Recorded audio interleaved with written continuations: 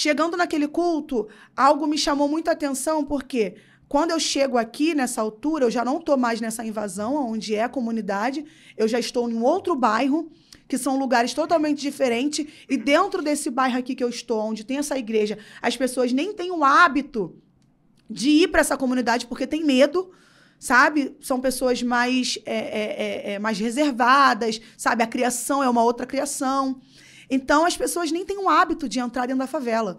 Então, eu tô dentro desse culto e esse pregador, a gente já falou aqui, né, que existe muito pregador que realmente, nos dias atuais, tá uma vergonha para nós. Mas ainda existe remanescente no nosso meio. Ainda existe, sabe, profetas que ainda pregam aquilo que Deus está instruindo, que Deus está direcionando. E esse profeta foi um desses, um pastor, Euclides, não esqueço dele. E ele falou para mim, durante a mensagem, ele parou a mensagem e falou assim, eu não consigo pregar.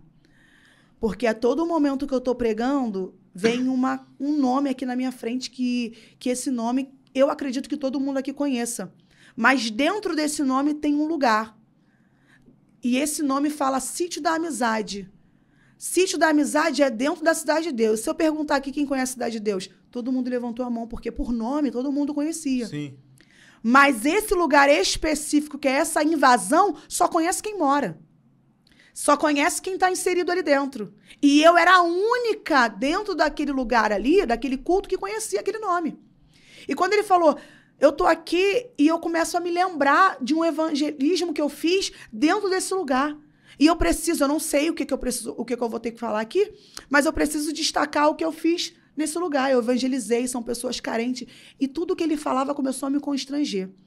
Eu cheguei nesse culto com 49 quilos, peso de uma criança, com piercing no nariz, piercing na orelha, piercing na boca, cheia de tatuagem, com um short curto que parecia a polpa da minha bunda, porque nem roupa que diferenciasse, sabe, tal ambiente eu tinha, porque eu não tinha o costume, o hábito nem de fazer visita em culto na minha adolescência.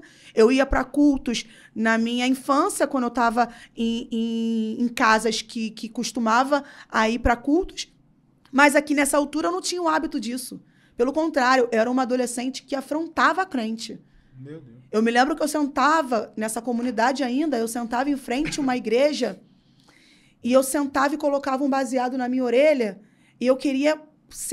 o prazer que eu tinha era de sentar em frente à igreja e fumar o baseado em frente à igreja, porque o que eu pudesse afrontar a igreja, eu afrontava. Eu lembro que vinha diáconos naquela porta da igreja e pedia, por favor, para eu sair da frente da igreja só para terminar o culto, e eu falava, quem vai me tirar daqui? Meu Deus. Um espírito de rebeldia que tomava conta de mim, que eu queria realmente afrontar os crentes. Eu me lembro que eu sentava naquele culto, em frente àquele culto, e eu fumava em frente àquele culto, e os obreiros pediam para eu sair, eu resistente, sentada ali. Só que nesse dia eu cheguei nesse culto, sabe, sem nenhum perfil de crente. Eu não combinava com isso. Com o ambiente. Com o ambiente. Eu não combinava também com a promessa que Deus já tinha sobre a minha vida.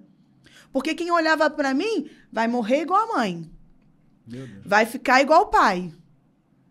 Não, a história vai se repetir na vida dela. A mãe é drogada, ela também é. Então, sabe, eu não tinha perfil nenhum. Eu era rotulada pela minha realidade. E a minha realidade dizia para mim que eu ia morrer igual a minha mãe, drogada, e que o ponto final da minha história era aquele ali. E eu segui por muitos anos com esses rótulos. E quando eu cheguei nesse culto, Deus deu um basta em tudo, todas as sentenças que eu carregava. Glória a Deus. Aleluia. Um culto. Um profeta. Sem perspectiva nenhuma de vida. Um culto que eu não tinha intenção. Então, se eu puder abrir um parênteses aqui para falar para você, vai para esse culto, mesmo sem intenção de se tornar crente. Mas esse culto pode mudar a tua vida. Aleluia. Porque esse culto a qual eu cheguei sem perspectiva nenhuma de vida, e que a minha intenção era sair desse culto e voltar às minhas práticas, foi esse culto que Jesus decidiu marcar um encontro comigo, como marcou com aquela mulher samaritana.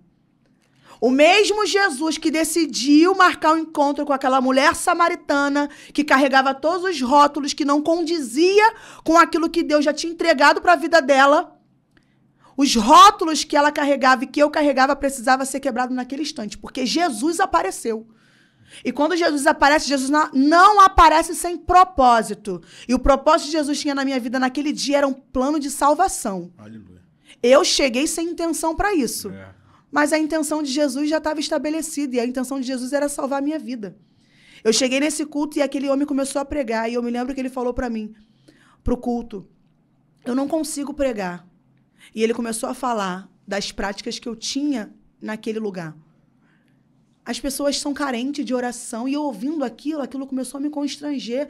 Porque eu me vi naquela situação. A gente não se enxerga, sabe? Sim. A gente está tão envolvido com aquilo ali que a gente não enxerga o quanto uma vida tão precária que a gente carrega, uma vida tão, sabe, tão doente. O quanto a gente está aprisionado, né? Aprisionado. Você naturaliza aquilo ali. Aquilo Acha ali para normal. você é normal. Eu achava normal usar maconha, eu achava normal ir para baile, eu achava normal usar maconha na frente do meu filho.